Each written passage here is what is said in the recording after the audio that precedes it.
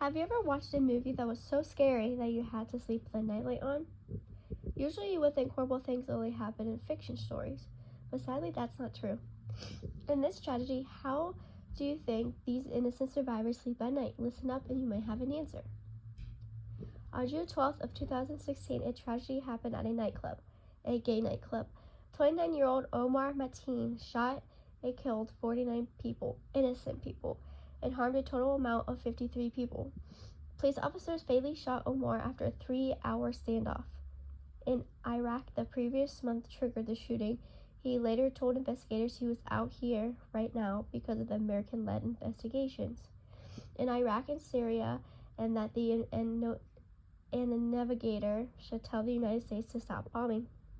The incident was deemed a terrorist attack by the FBI investigators. Let's go back to when the shooting occurred. It all started in a late night in Orlando, Florida. There was a nightclub that was hosting Latin Night, a weekly Saturday night event drawing a primary Latin crown, RuPaul's Drag Race. Contestant and drag queen Kenya Michelle's was recorded to have been performing right as the shooting began. Michelle survived the shooting, just so everyone knows. About 320 people were inside the club, which was serving last calls for drinks around 2 a.m. on June 12th. Around the same time, Omar arrived at the club in a VA rental van, parking in the parking lot of a neighboring car shop. He got out of the vehicle, walking to the building, armed with a SIG cinematic rifle and a 9mm Glock 17 semi-automatic pistol. On that night, he was seen wearing a green, blue, and white plaid shirt with a white tee underneath and tan cargo pants. At 2:02 in the morning, Mateen bypassed Officer Amanda Gruller, an off-duty Orlando Police Department OPD officer working extra duty as a security guard, entered the building through its southern entrance and began shooting patrons. Dozens were killed and severely injured inside the crowded nightclub. Gruller, the police officer, took cover and called in signals for assistance. He told a post-incident police foundation assessment team that he had immediately recognized that his handgun was severely disadvantaged against the rifle Mateen was using. When he witnessed Mateen shooting two patrons attempting to escape through an emergency exit, Gruller fired shots at him. He missed. In response, Mateen withdrew back into the nightclub and continued shooting victims, and he transferred through the building. He shot through victims' bodies without checking to make sure they were dead. When backup police arrived at the nightclub, beginning at the time 2:04 in the morning, Gruller shouted to the other police officers that Omar was on the patio and resumed firing at Mateen 5 minutes later. Two officers joined Gruller in engaging Mateen, who then retreated further into the nightclub and began a hostage situation. In one of the bathrooms, in less than 5 minutes, Mateen had fired approximately 200 rounds, pausing only to reload. During the shooting, some of the people trapped inside the club sought help by calling or sending texts to their friends, relatives, and loved ones. Some of the victims thought the gunshots were firecrackers, or part of the music that they had been playing in the club that night. Imran Yusha, a recently discharged Marine Corps veteran working as a nightclub bouncer, immediately recognized the sound as gunfire, which he described as a high kilometer, and jumped over a locked door behind which dozens of people were hidden, paralyzed by fear. Then opened a latch door behind them, allowing 70 people to escape. Many described a scene of panic and confusion caused by the loud music and the darkness. One person shielded herself by hiding herself in a bathroom and covering herself with bodies. A bartender said she took cover beneath the glass bar. At least one patron tried to help those who were hit. According to a man trapped inside a bathroom with 15 other patrons, Mateen fired 16 times into the bathroom through a closed door. killing at least 2 and wounding several others. Mateen entered a bathroom in the nightclub northwest side and opened fire on the people hiding there, wounding several. The hostage, who had taken cover inside a stall with others, was injured by 2 bullets and struck with flying pieces by a wall hit by stray bullets. Shortly after he entered the woman's restroom, Mateen rifle jammed. He then discarded the rifle and switched to his Glock 17 pistol. 2 survivors quote him, Mateen saying, "I don't have a problem with black people," and that he wouldn't stop his assault until Americans stopped bombing his country. Other survivors heard Mateen claim he had explosives as well as snipers saturated around the club. Patrons trapped inside called or texted 911 to warn of the possible presence of explosives. In the next 45 minutes of the shooting, about 100 officers from the OPD and the Orange County Sheriff's Office were dispatched to the scene. Among the earliest first responders to arrive were a firefighter crew from the Fire Station 5 and 2 supporting firefighter paramedics from fire stations.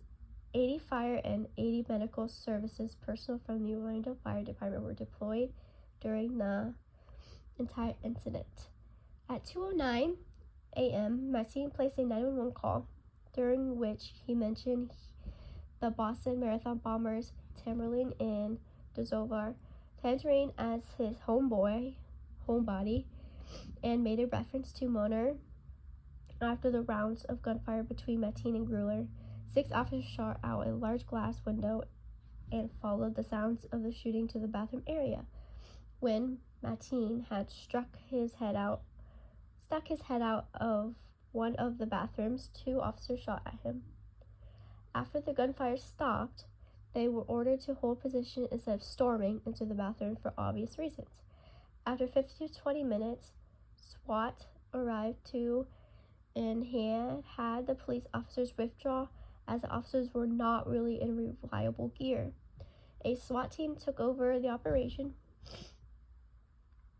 Within hours, it became too dangerous for the police to go in there. Within a couple minutes, Mateen went from an active shooter to a barricaded gunman. The last shot fired at Mateen was from 2:10 to 2:18 a.m. Rescues of people trapped inside the nightclub commenced and continued throughout the night. There were so many people laying on the dance floor, one of the police officers had to call out, "If you're live, raise your hand." By 2:25 a.m., as well as dozens of people hiding in dressing rooms, at 2:45 a.m., Mateen called New 13 of Orlando and said, "I'm the shooter, it's me." He then said he was carrying out the shooting of the behalf of the ISI, and he began speaking rapidly in Arabic. Police hostage navigator spoke to Mateen by telephone 3 times between 2:48 to 3:27 a.m. He claimed he had bombs strapped to his body. At 3:58 a.m., the OPD publicly announced the shooting and confirmed multiple injuries. At 4:21 a.m., 8 hostages escaped after the police removed an air conditioning unit from the exterior wall. At approximately 4:28 a.m., Mateen told investigators that he planned to strap an explosive vest, similar to those used in November 2015 Paris attacks. 4 hostages strategically placed them in different corners of the building and denotate from 15 minutes. OPD officers then decided end navigations and prepared them to blow their way in. Back around 2 a.m., Mateen's wife, after receiving a call from her mother asking where her husband was, she had sent a message to Mateen asking where he was. Mateen texted back asking if he had seen the news. She replied with a no. Mateen responded by saying, "I love you, babe," to his wife. She also called him numerous times during the standoff, but never answered once. So we have a wife who has no clue in the world that her husband is a monster. She later found out what was happening at 4 a.m. after the police told her to come out of her house with her hands up. The FBI reported that no shots were heard between the time Mateen stopped exchanging gunfire with the first responders at 5:02 in the morning. When Orlando police officers began breaching the building wall just before the breach, Mateen entered a woman's bathroom where hostages were hiding and opened fire, killing a man who sacrificed his life for the woman behind him. The SWAT team successfully breached the building when a policeman drove a Bearcat vehicle through the wall in the northern bathroom. They used 2 flashbangs to distract Mateen out into the hallway, and at 5:14 a.m. he engaged the officers. He was shot 8 times and killed in the resulting shootout, which involved at least 11 officers who fired about 150 bullets, and he was reported down at 5:17 a.m. 49 people died in this incident, plus Mateen, and another 58 were injured by gunfire. Some survivors were critically injured, so let's take time to honor our victims, starting with 23-year-old Stanley Amadavor III, 25-year-old Amanda Alvier, 26-year-old Oscar Montero, 33-year-old Rodolfo Anala, 21-year-old Alejandro Martinez, 33-year-old Maureen Torres, 30-year-old Antonio Brown, 29-year-old Daryl Burt II, 24-year-old Jonathan Vega, 28-year-old Angel Padro, 31-year-old Simon Fernandez, 25-year-old Juan Martinez, 39-year-old Louis Candy, 21-year-old Corey Cannell, 25-year-old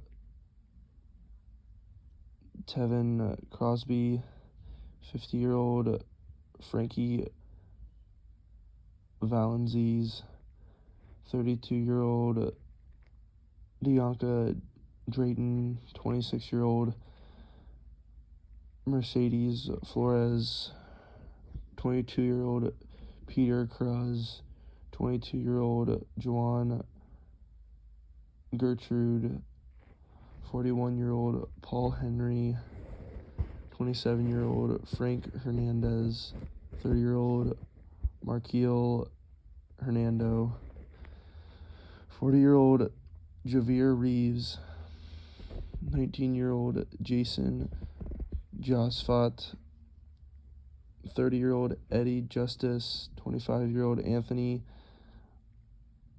Lorino, 32-year-old Christopher Leonanen, 49-year-old Brenda McCool, 35-year-old Jean Perez, 18-year-old Kyra Murray, 37-year-old Kimberly Morris, 27-year-old Jean Rodriguez, 20-year-old Luis Capo, 25-year-old Geraldo Jimenez, 36-year-old Eric Rivera, 32-year-old Joel Rayon, 25-year-old Enrico Rios, 27-year-old Juan Rivera, 24-year-old Yomari Salvian, 24-year-old Christopher Sanfiles, 35-year-old Xavier Rosado, 25-year-old Gilberto Menendez, 34-year-old Edward Sotomayor Jr., 33-year-old Shane Tomlinson, 25-year-old